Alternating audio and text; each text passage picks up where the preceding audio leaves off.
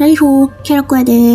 このチャンネルでは汎用の安姫に関する最新情報や解説、考察を主にアップしています。今回は汎用の安姫2の章のスタート前にこれまでで気になっている謎がドドンと20個ほどありますのでご紹介していきます。前半は公式から発表されている謎、後半はこのチャンネルで気になっている謎について紹介していくで。ついてきてやーってことで、汎用の安姫は高橋留美子先生原作の犬夜叉の世界観を受け継ぎ、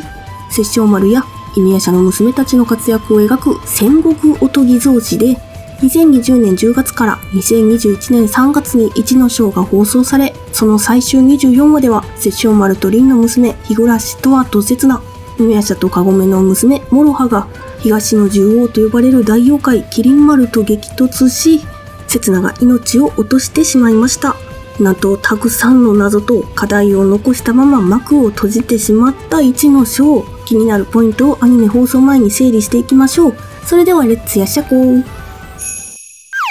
謎その1、なぜトワはタイムスリップしなければならなかった。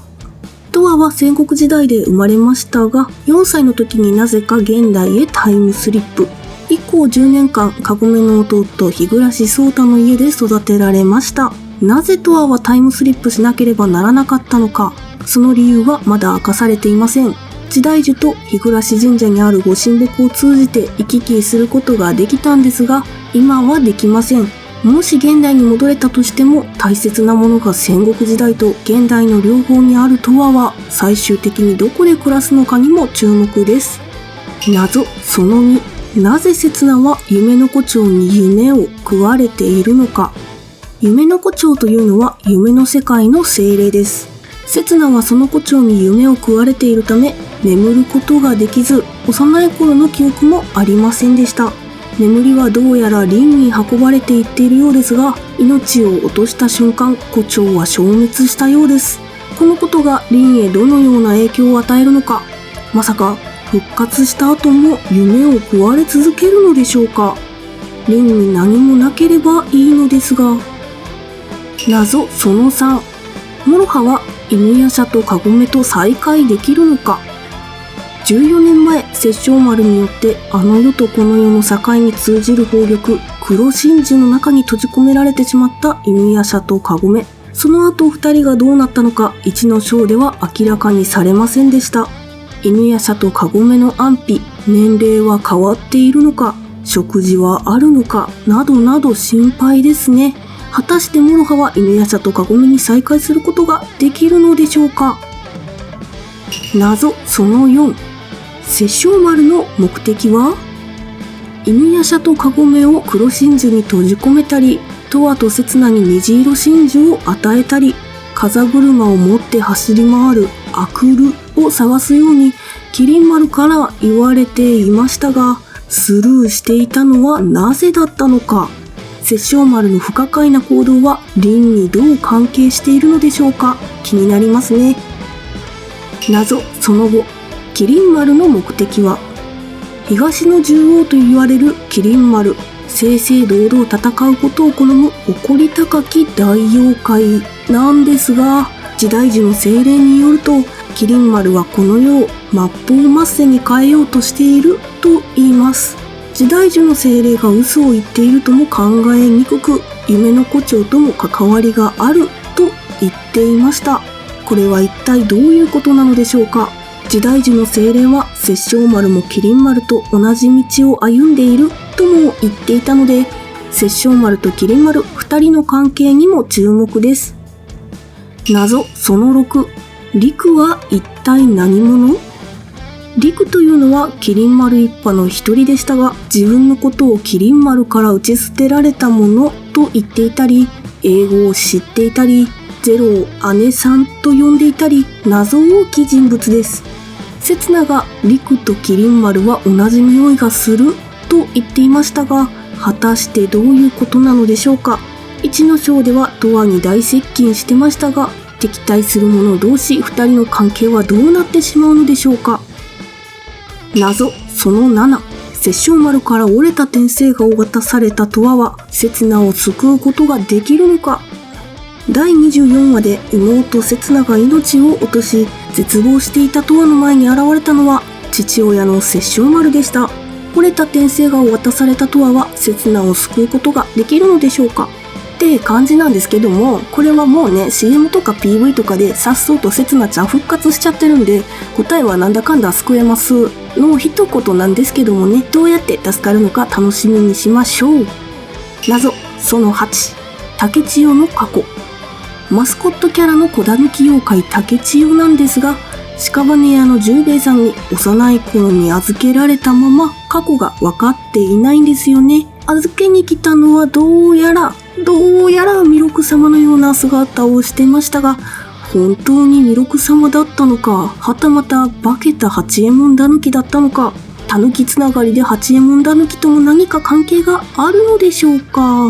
親御さん事情が気になるところです。謎その9、キリンオサムの正体。現代でトアの担任教師をしているキリンオサム先生なんですが、普通の人間には全く見えないはずの妖霊星というものを見ることができていました。勤めている聖ガブリエル学園では英語教師を務め、イギリスのことわざも知っている。キリン丸はキリンオサム先生の見ているものが見えているようなんですが、彼の正体はもしかしてキリン丸の分身なのか、それともキリンオサム先生、キリン丸、英語を知っているリク、どういった関係なのでしょうか。謎その10、時の風車とアクル。空の上の殺生丸の母がいる場所に存在している時の風車。ゼロが一度死んだ瞬間、風車は動き、リンも目が一度覚めました。キリン丸は風車を見ながら、アクルの風車を殺生丸が探しているということを話していましたが、この風車と風車がどういった代物なのか、2つが揃うと何が起きるのか、2の章のキーアイテムです。謎その11、眠り続けるリン。トアとセツナの母、リン。彼女は時代樹の中で眠り続け、1の章でそこから出ることができませんでした。時折殺生丸と邪剣が様子を見に行っているようですが、なぜ木の中にいるのでしょうか。ゼロと縁が結ばれている、セツナから眠りをもらっているということは明かされましたが、2の章ではいつ頃救出されるのか、助かる日が待ち遠しいですね。というここまでが読みテレの記事とサンデースーパー11月号にて公開された謎になります。両記事で同じ内容については省略、キャラ子自身も気になっていることを追加しながらご紹介させていただきました。これらは公式の謎まとめということなので、ここまでの謎は2の章で間違いなく明かされる内容だということですね。原文が読みたい方は説明欄に URL を記載しておくので確認してみてください。そしてここからはですね、1の章を全話を見て考察してきたこのチャンネルでまだまだ気になっている謎がありますので、そちらの方も一緒に紹介していきます。それでは続きまして、謎その12、七宝はいずこ。ということで、1の章1話で登場したにもかかわらず、マスコットキャラの立場を竹千代に奪われてしまった七宝。1の章が進むにつれ登場しないことに、犬夜叉ファンの間ではどこに行ったのか、なぜ出てこないのか、誰かに化けているんじゃないかと心配する声が上がっていました。犬夜叉ではいなくてはならない存在だった七宝が出てこないというのはありえないと思います。では一体どこで何をしているのか、いつ出てくるのかが気になります。出ないとなると大変なことになると思いますが、皆さんはどう思われますか？謎その13、現代の妖霊星を倒すのは誰？ただいま現代にタイムスリップすることが不可能な状態でありますが、現代でも妖霊星という大変な星が近づいてきてるんですよね。これを退治できるのは犬の大将とキリン丸、殺生丸と犬夜叉という大変強いものがタッグを組んでやっとという存在なんです。しかし現代にはそんなに強い存在はいないじゃないですか。タイムスリップする術がない今どうなってしまうのかといったところです。謎その14、刹那の記憶は全て戻ったのか。24話でトアのことをお姉ちゃんと呼んだ刹那。じわじわと記憶が蘇ってきてはいましたが、全て戻ったのかわからずじまいです。復活した後はトアへの接し方が変わるのかというのも注目ポイントです。謎その15、ゆかりの断ち切り残生剣とは一体何なんでしょう。刹那自身から生み出されるとされる血刀、それがゆかりの断ち切りなのではないかとされてきましたが、一体それはどんなアイテムになるのか。リンとゼロの縁を断ち切る必須アイテムなのではないかと噂されてきましたが、本当のところはどういった能力があるのか分かっていません。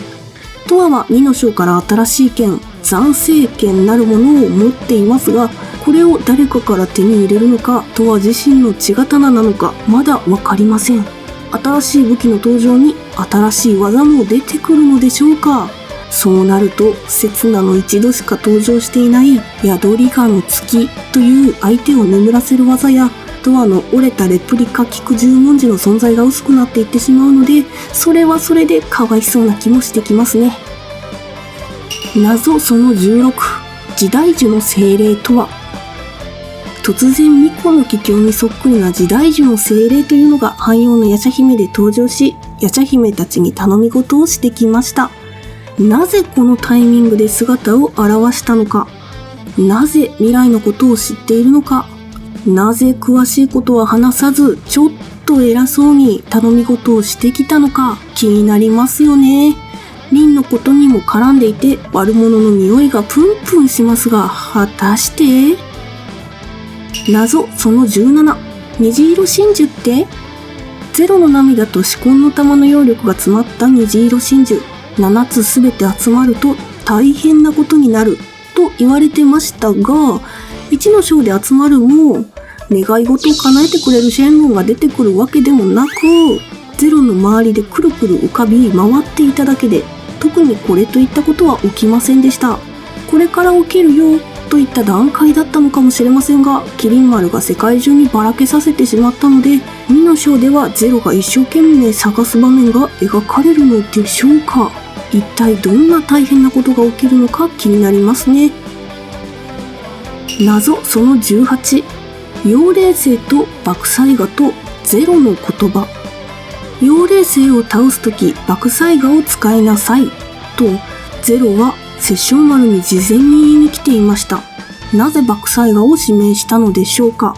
爆災画はマガツヒとの戦いで殺生丸が生み出した殺生丸自身の刀です。切った対象を凄まじい爆災で打ち砕き、爆災画による破壊は伝導し、実質的に一撃必殺の刀。その特性を知っていたからわざわざゼロは教えに来たというのも不思議な話ですよね。殺生丸からすれば言われなくても分かってると怒られそうなんですが、ゼロはあの時単純に警告をしに来ていただけだったのでしょうか。殺生丸に会いたかっただけなんでしょうか。こちらも気になります。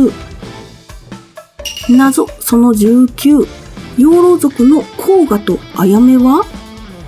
ということで、1の章でとは刹那の過去は少し明かされましたが、モロハの幼少時代の話はもっと少なく、お師匠様と一緒に過ごしたシーンはありましたが、甲賀とあやめもかすかに登場する程度で、現在生きているのかどうかもわからないままです。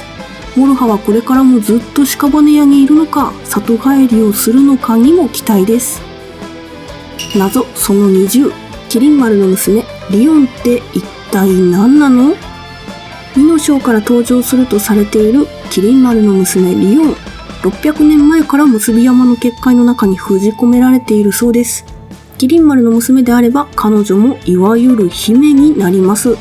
いつから数えて600年前なのか、夢の胡蝶とも関係がありそうですし、もしかするとキリン丸が眠っていたことと関係があるのでしょうか。